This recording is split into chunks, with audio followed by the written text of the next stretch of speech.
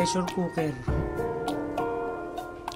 Magluluto tayo ng chicken feet para mas madali. So, andyan na yung ingredients. So, adobo lang to na may konting sweetness, kumbaga.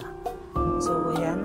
Yung kita yung brown, chili, bay leaf, bawang, sibuyas na puti, and then pepper na ground pepper,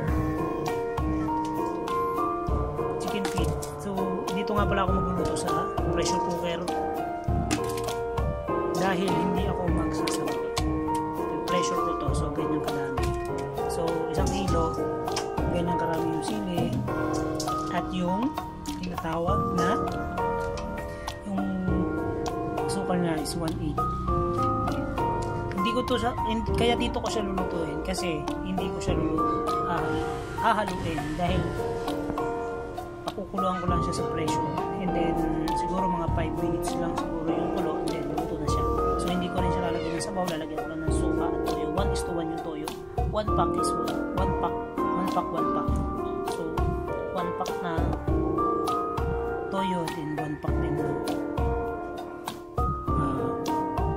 suka para sa ano niya, para balance yung kanyang lasa. So wala nang tikim-tikim to. Siguro matitikman ko to mamaya na pagkatapos na maluto. Siguro ang mataas dito ang mga 10 minutes.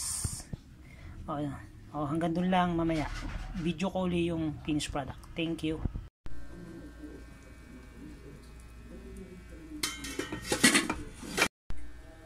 Ito na guys, yung pinressure natin. So malambot na siya talaga.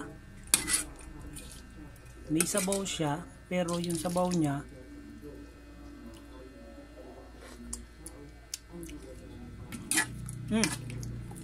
manamis-namis siya na maanghang. Tapos buo yung kanyang pinakakarne niya. Hindi katulad sa yung lutong bahay na ginagawa na parang hinalo ng hinalo, nasunog. Ito pwede mo pa siyang kung pakuluan mo siya ng ganito, pwede mo pa siya uling isala